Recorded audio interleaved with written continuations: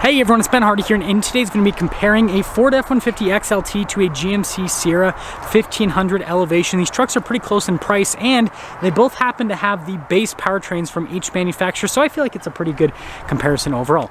But before we get into this video, a huge shout out and thank you to the Kengar Ford here in American Fork, and then to the National GMC here in American Fork for giving me some time with both of the trucks. So obviously the GMC dealer gave me the Elevation, and then the Ford dealer gave me the F-150. So anyways, link to both their inventories in the description down below. And then on a side note, if you want to save time and money the next time you purchase a car, link to my car buying guide in the description down below. Let's get into it.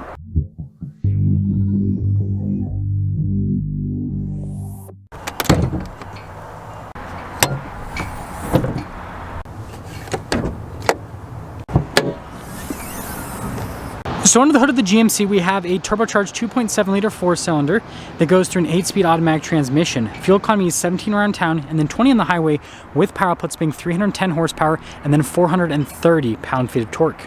Now with the Ford, we have a naturally aspirated 3.3 liter V6 that goes through a 10-speed automatic transmission. Fuel economy with this powertrain, 19 around town, 22 on the highway, with power outputs being 290 horsepower and then 265 pound-feet of torque. Now before we go over the front ends, I do want to mention, if you want to see more videos just like this, then I recommend you subscribe because I post content every single day. So starting with the GMC Sierra, this one has the Elevation package, which kind of just makes the Sierra look quite a bit sportier. So first off, you notice a little like hood vent there, even though it's closed off, it kind of looks like a hood vent. And then you got these cool daytime running lights here with the headlamps, and then the grille's all blacked out with the GMC logo. And then notice at the bottom here, blacked out in the fog light area. You do have tow hooks on the front end. Now comparing that with the Ford, this is like a baseline XLT, so it doesn't have the sport package or anything like that. The sport package and the XLT would make it look similar to this Elevation package. But regardless, you guys can see here, we got like the wavy design on the hood, lots of chrome trim, tow hooks, parking sensors. So, you know, although the look is different, a lot of the features and stuff is the same. But one thing to note, the XLT is halogen lights, whereas over there on the GMC Sierra, we've got upgraded lights, so a little bit of a benefit there with the Sierra. Now with the Sierra, tire and wheel setup is 275/60/20 in the front and in the rear. And then with the Ford, it's 265/70/17 in the front and in the rear. So you guys can see completely different setup here. Again, sportier wheel that's a lot larger versus a smaller wheel that has that like normal silver design. And then also notice F-150 XLT here on the side, and then just GMC there on the side. It says Elevation down below though. But notice with the mirrors, they're like the same exact plasticky material with both of the trucks. Sorry about my shadow on this shot, by the way. But notice the door handles here on the Ford versus the GMC. And then we actually have side steps here on the GMC, whereas the Ford doesn't have any sort of side steps. And then notice the difference with the body lines. The Ford's a little bit softer, the GMC is a little bit sharper. Now taking a look at the key fobs, functionality on them is pretty similar. The Ford key fob does have a flip out key. No tailgate drop down with the Ford, whereas with the Sierra you do have a tailgate drop down. Now with the Ford, we have a payload capacity of 1,622 pounds. The Sierra, it's 1,683 pounds. With the Ford, your max tow capacity is just over 8,000 pounds, but how this truck's equipped, it's just under that. And then with the Sierra, your tow capacity is almost 9,000 pounds. Anyways, popping into the beds, not too exciting with either truck, frankly. Like, they don't really have any features. They're basically just truck beds. And then lifting this up, it's relatively light. And then popping over to the Sierra, I guess this one actually has a grab handle. It's got LED lights. It's got an outlet as well. So this one has a few more features, and this has GMC's multi-pro tailgate. So this pops down to be a step system. If I can click it out, my hands are getting kind of cold. But getting the system back up is actually pretty easy. However, it does make the tailgate a bit heavier. And then when it comes to rear styling, you can see the Ford, again, with the chrome bumper and everything, has more of that like classic truck look, whereas this GMC Sierra has a lot more blacked out elements, so it kind of has a sportier appearance, and then more boxy, whereas the Ford is kind of more rounded off. Now popping inside of the XLT, first off, you guys can see really nice padding here on the door panel, and then we got some darker trim here. And then these cloth seats definitely look pretty retro, that's for sure. And then actually popping in, legroom here on the Ford is great. Got a little outlet section there. Bedroom's also good. But yeah, so solid cabin. Now comparing that with the GMC Sierra, first off, you guys can see with the wood trim, and then notice here with all the padding, got our window control there as well. And then cloth seats, not nearly as, I guess, exciting looking as the Fords, but we got behind the seat storage which is great. And then popping in, got a nice side step to help out. Room back here I feel like is just as good. And then got outlet action here, and then headroom's great. Now popping to the front of the Sierra, you guys can see wood trim here, and then look at the double stack design. We've got our window controls here with our mirror adjustment. Also the driver window is actually automatic, and then you actually get a convex mirror to help out with visibility. And then with the rest of the front seat, look at the design there in the center of the seat, and then our power adjustments here on the side. And then you guys can see with the pedal layout, notice our light controls here, and then our drive mode select, and our tow haul mode. Notice with the drive line, no 4-wheel low, but you do have 4-wheel auto and 4-wheel high. And then popping in, let's listen to the door. Pretty dang solid. Ooh, digital gauge cluster. So taking a look at the steering wheel here, really nice padding all around. There are radio controls on the back. Controls to the center stack, your heated steering wheel button, and that is your cruise control function. You get your turn signal, windshield wiper stalk, and then this has a good old-fashioned column shifter with plus and minus for the 8-speed automatic if you can shift gears yourself. So full digital gauge cluster, pretty fancy. Now notice we got like this for the tow haul mode, which is pretty cool. And then you can see you've got a sport mode, an off-road mode, and then a terrain mode, as well as a normal mode. And then popping the truck into reverse, you just have a traditional backup camera with trajectory lines that turn with the steering wheel. And then as for the rest of the infotainment system, this is just what you get in the new GMCs, is, well, asking you to stay into demo mode or whatever. But a touchscreen that's pretty big, relatively responsive. I know there's tons of glare, so it's kind of hard to see. But it does come with Apple CarPlay and Android Auto, and shortcut bar there on the side, so I think it's pretty solid. This truck also has lane departure, notice auto stop start, your tailgate drop down, hazard lights, stability control. That is to roll down all the windows at once. And then we do have our dual zone climate controls. This also has heated seats for the front. And then this has a bench here that has some storage. So it's kind of like a bench center console type deal. And then there should be, yep, more storage underneath the seat. And then we've got our double glove box as well. You can see the wood trim there. And then look at like the stitching and everything all over the dash. And then we just have a manual mirror dimmer, no sunroof, and then the rear glass is fixed. And then popping over to Le Ford, you guys can see nice padding here all over the door panel. And then notice with the window controls, front two are automatic. You got your mirror adjustments, door lock and unlock, and then blind spot monitoring with the mirrors on this truck.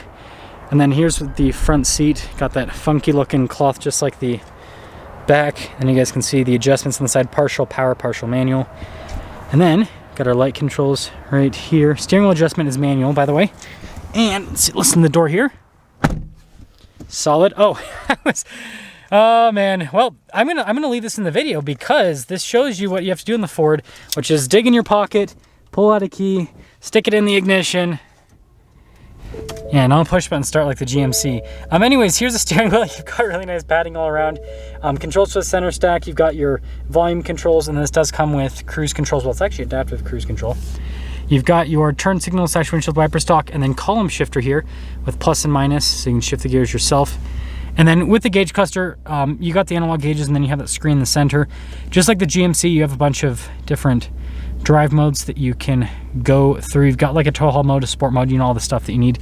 Now this one actually has a nicer camera system because although it's on a smaller screen, it's a 360 camera system. So that kind of gives the Ford a little bit of an edge. And then above the screen, it's going to be hard to get this to pop up in camera, but there's auto stop start for the camera system, parking sensors, and then stability control.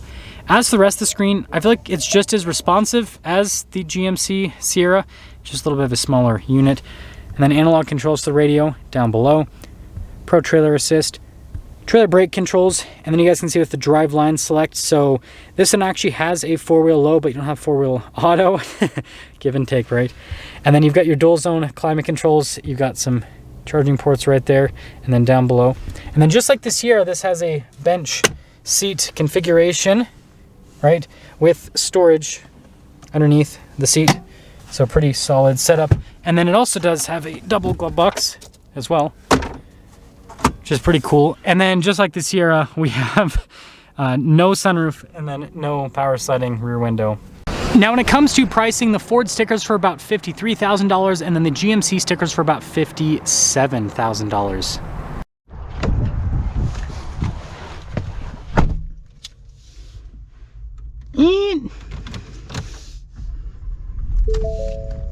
Well, let's talk about visibility before we set off. Here's visibility over the hood. both the mirrors, which do have blind spot monitoring, and throughout the rest of the rear. And we'll actually put this up.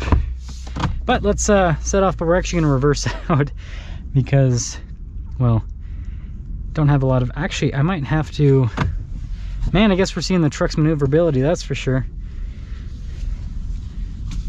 Oh yeah, there's no way. I'm like, maybe I can make it. Nope. Turn's just a little bit too tight. I'm gonna get made fun of by someone that like drives semi trucks for a living. They're gonna be like, Ben, I've made that turn with an 18-wheeler and a 50-foot trailer, one try. But you know what? I'm not you. Anyways, there we go. Actually setting off here in this F-150. This is the first time, like I said, I've ever driven an F-150 with the gas 3.3. I have driven a Transit with this engine before, but I feel like there's a pretty big difference between an F-150 and a Transit in terms of, you know, how they drive, and then obviously size and all of that. But first off, something to say about the XLT is I just drove a Platinum earlier today, and this is slightly less comfortable than the Platinum in terms of the ride quality. It's still solid, but it's not as good. So it's kind of interesting that I can actually perceive a difference driving them back to back, but I'm sure that if I didn't drive them back to back, the difference wouldn't be nearly as noticeable. Love the steering on new F-150s. I think it's really solid. Yeah, so smooth. Suspension smooth. Everything's smooth with this truck. Yeah, I gotta like thread the needle through this parking lot sometimes, let me tell you. Lots of cars here. So far on the low end though, I wanted to show the driving through the parking lot. You know, you don't really notice the difference between this and like the EcoBoost per se, but getting up and moving, I'm sure that that's where it's gonna.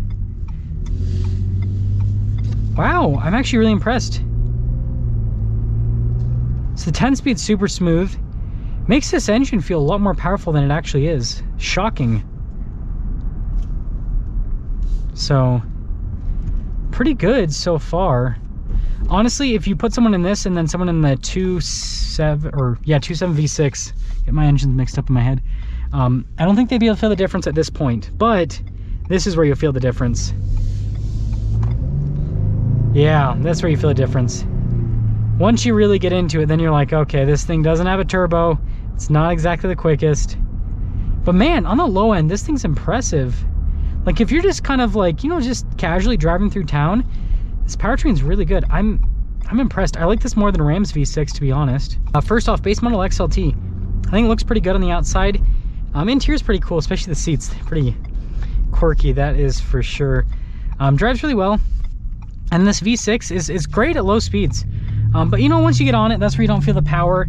With that being said though, I think there's a reason why nobody orders this powertrain, because like the 2.7's not that much more expensive, and it's a much better powertrain. So I think the only reason why you go for this is if you're really, really concerned about like super long-term reliability.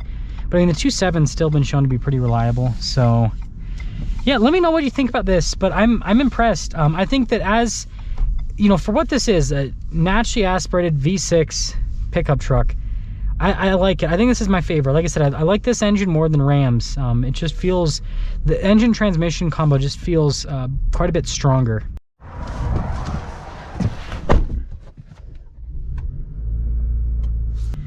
Okay, so let's talk about visibility here in the GMC. Here's over the hood, both the mirrors, and throughout the rest of the rear, and getting out's gonna be quite a bit easier. This will be interesting doing this comparison, driving both the trucks back to back, because although this is down on cylinders by 2, it is turbocharged, and so it has more horsepower, more torque, and frankly this powertrain is more similar in power figures to the 2.7 V6 that you can find in the Fords rather than that 3.3 V6 naturally aspirated. I know that Ford people are going to give me a hard time because they're like, no, don't compare the 2.7 Chevy to the 2.7 Ford. It doesn't work that way, Ben. And hey, I understand the benefits and drawbacks of both powertrains, trust me. But anyways, first off, the thing that I noticed, and I've mentioned this in a lot of my comparisons with you know, GM trucks versus Ford trucks, is the GM truck feels more like an old school truck in the way that like it feels like a larger vehicle, and it feels less car-like. Like the Ford F-150, the suspension's very soft on that, and so like you know, I think that's a good thing, right? It means that the ride quality is better and everything. But yeah, I shouldn't say the ride quality is better because they're both very smooth, but it's like this, I don't know, it's hard to explain it, but like it feels more like body on frame truck, whereas that almost feels, it's not unibody, but the new Fords almost, they're getting to where they're starting to feel that way. I guess with how isolated they are. Now at low speeds, I will say that I actually have to get into the pedal a little bit more with this than the Ford. And I think that's just, you know, the turbo lag. Yeah. So, you know, naturally aspirated versus turbocharged, that's what you're always going to find. So that makes sense. Sounds definitely interesting, that's for sure. That is for sure. But really good torque so far. Like I said, ride quality is really smooth. I'd say both of them have, you know, in terms of the ride quality, it's just as smooth. The Ford, though, when you go over bumps, it probably doesn't get as upset as the Sierra, but it's honestly, again, it's not a huge of a difference as you think. Woo! Yeah, this definitely moves quite a bit more when you get into it. You can definitely feel the power difference between them. So like I said, this, when it comes to acceleration, is kind of more similar to the 2.7 V6 with the Ford. But, you know, summing things up, and I guess kind of, you know, summing things up with this comparison as well, it's definitely an interesting choice. I like how this truck looks a little bit more on the outside compared to the Ford because the elevation packages look sporty. You definitely get, you know, more creature comforts in this. But the Ford, you know, you get that, you know, you get the fact that you get the blind spot monitoring and some other stuff. So it's kind of like benefits and downsides of both of them. However, when it comes to overall driving, it's a tough one. I'd say I prefer the 2.7 in the Ford over both of these powertrains, but you know, for base to base, this is probably a better base powertrain because more power, more torque. It does feel better. Fuel economy is similar enough. Let me know which one you guys would choose. That's an interesting choice. If you have to choose between 3.3 and 2.7, that is definitely an interesting choice.